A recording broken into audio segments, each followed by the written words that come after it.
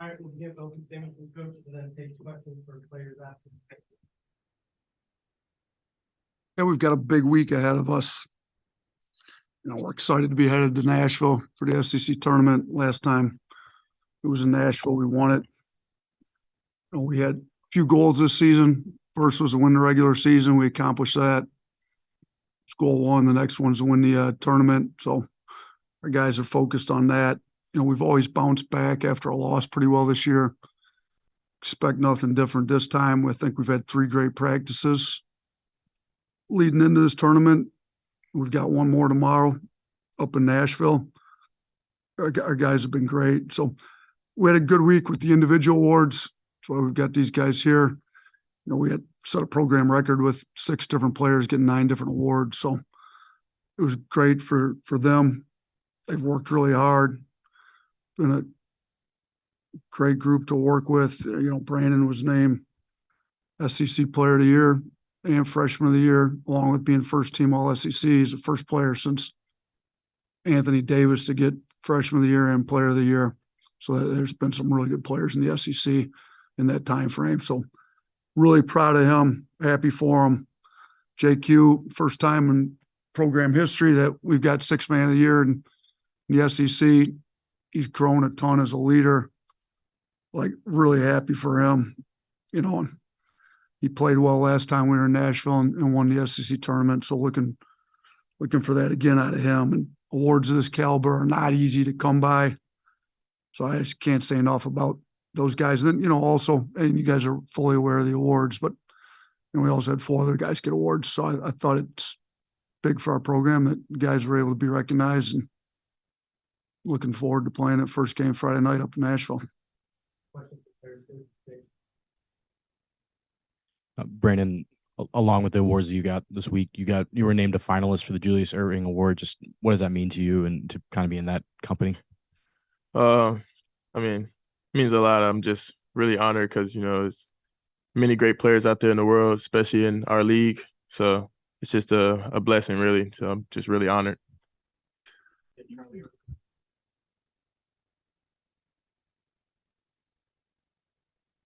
For Brandon, obviously, there's been some stuff happening off the court. Just, do you have any comment on that and how this has kind of transpired for you and dealing with it? I never lose sight of the fact a family has lost one of their loved ones that night. This whole situation is just really heartbreaking. But respectfully, that's all I'm going to be able to say about on that. For JQ, what have you told Brandon to kind of help him out? What was the team's message to Brandon as the players to kind of help him through this time? I feel like we just, we stayed together as a team, and we just made sure that he was good. For both Brandon and Jahvon, there's certainly been a lot of national attention on this program in the last couple of weeks, and you've gone to visiting arenas where there's been chants, towards you and towards the team. For Brandon first, how much has that affected you? And for Jahvon, how has that affected the rest of the team hearing that? We hear the chants. Feel like we just really lean on each other just to go to places like that and just try to pull out tough wins.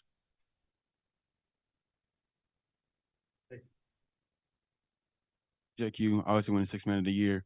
It just seems like your entire career out there was kind of just a one big movie. If you could look back at when you first got here, you kind of see how you transition now. What do you look back and think about the most?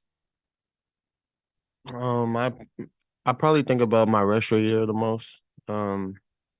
Just how tough that was for me, not being able to play, and just having to just practice and not be able to play in the games, and how hard that was. And then, the following year, win the SEC championship. It's been a journey. It really has been. And I wouldn't change anything in my journey because it's made me the person that I am today. And that's why I'm so honored to receive 6th man this year, even though I feel like I should have won it 2 years ago. Yeah, Brandon, just in the past, month or so, there's been just criticism. The fact that you haven't sat out any games. How would you respond to that? Again, I just lean on my teammates, and we just go places to get wins. More for the players. Brandon, along with that question that Nick just asked, just to add to that, just to have the mental fortitude and to be able to rely on your team during all of this criticism, I guess we can call it, the extra spotlight on you. I mean, something you could never prepare for. What's been the biggest challenge for you and able to stay focused in the game of basketball?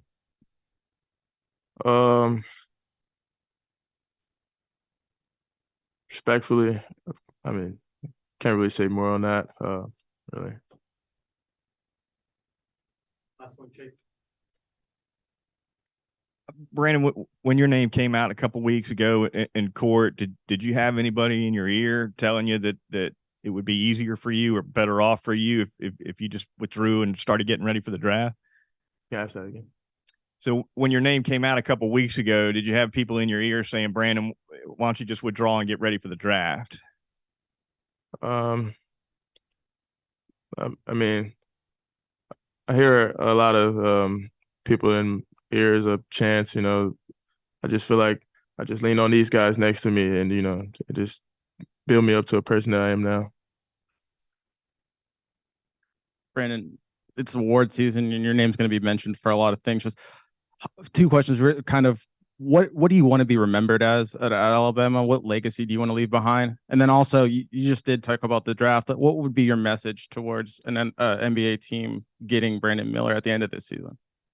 One thing, I want to be remembered as a champion. I mean, I know JQ has a ring on his under his name. I feel like, I mean, where I'm from, so I feel like we can go to Nashville.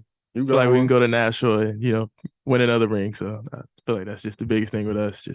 Just want to be known as a winning team. And then your message to NBA team about what they would be getting. Can't really speak on what they be getting now. Kind of just control what I control now. Just going down to Nashville and get wins. Thank you, guys.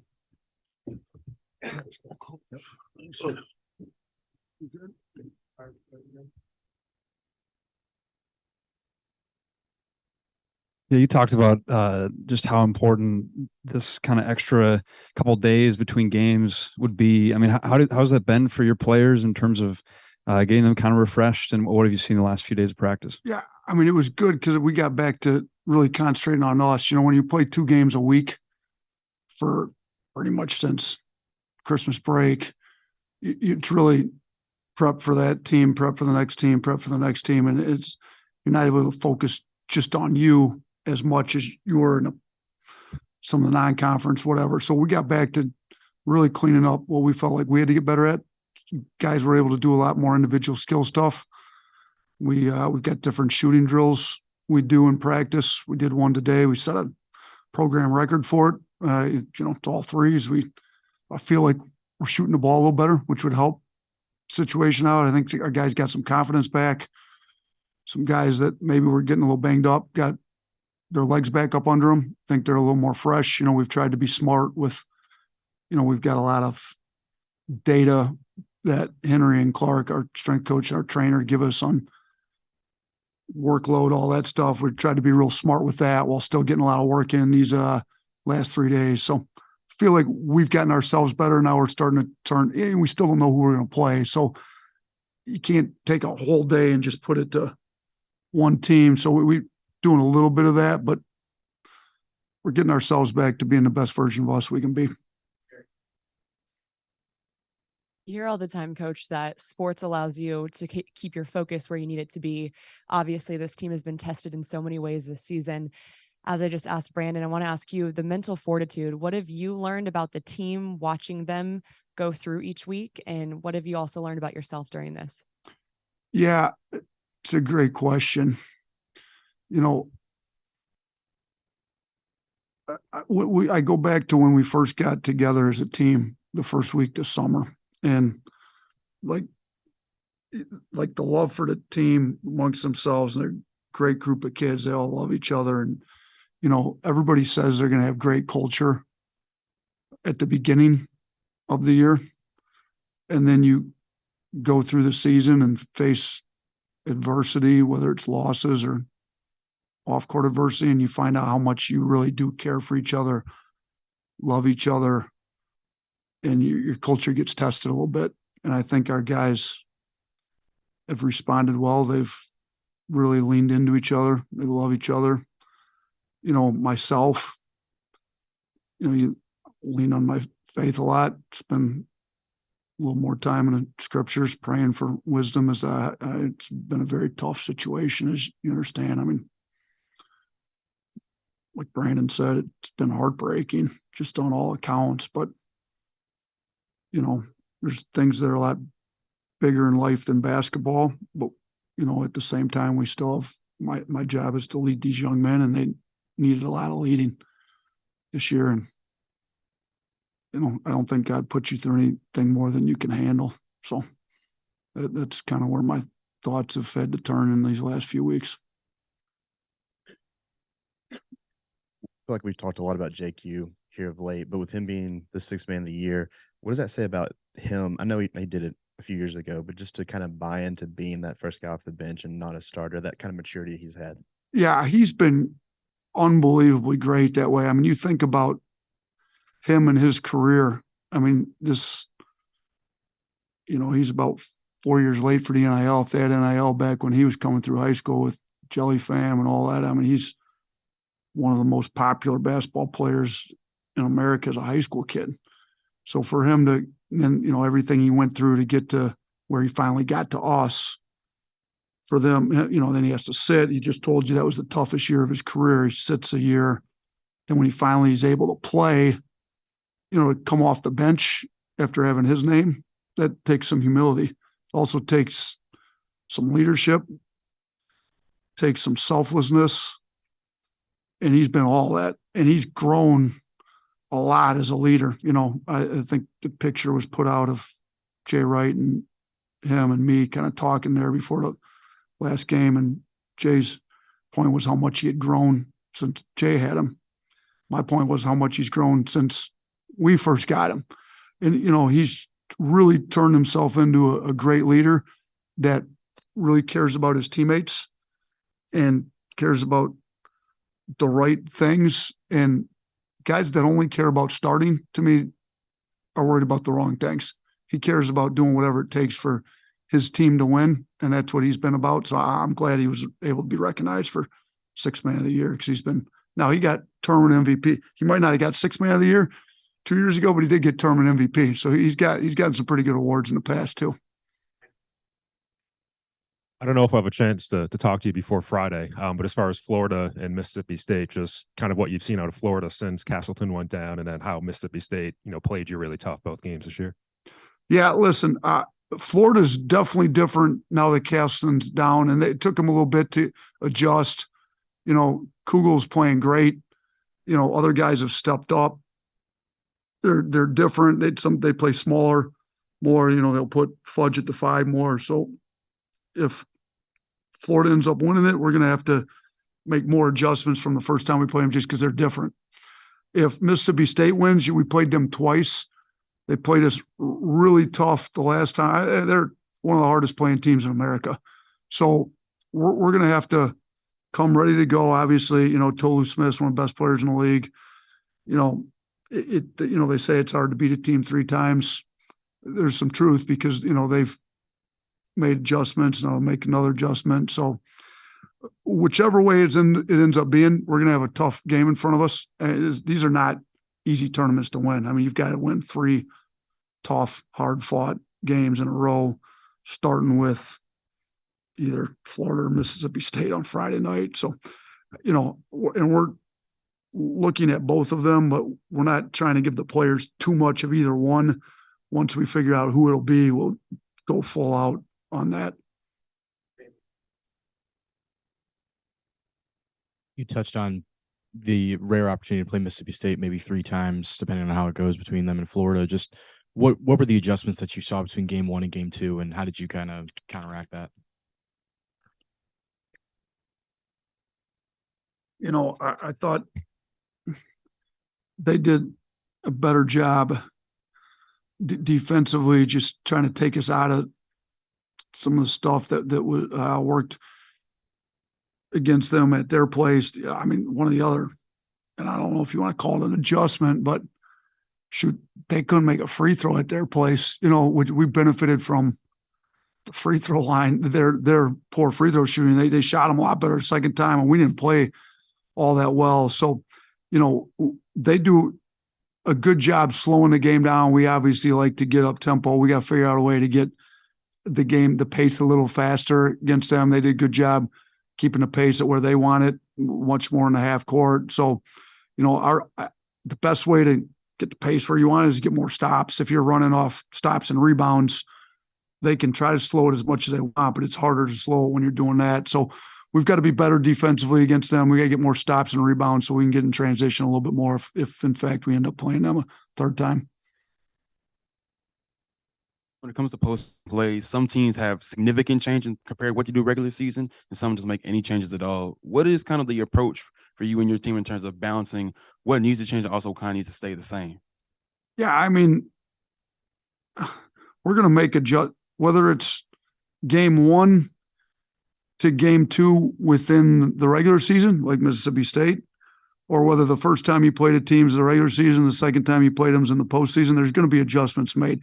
As far as just making adjustments from regular season to postseason, we don't really make any adjustments as far as that goes. Like, we're going to play our style of basketball as we know how. Now, game 1 to game 2 or game 2 to game 3, those adjustments are going to be made, but those are going to be made whether they're in the regular season or regular season to postseason. So there's going to be adjustments made whether we play Florida or Mississippi State. But as far as just adjusting to playing in the postseason, it's not the NBA. The NBA, you get in a 7-game series with the same team. It's a 1-game deal, just like it's a 1-game deal in the regular season. So I try to pump the guys full as much confidence as I can, and let's just be better at what we've said we're going to be good at.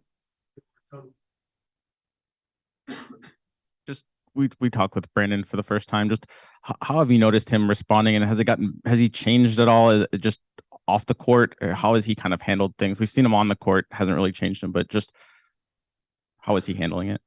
I'm gonna be honest with you.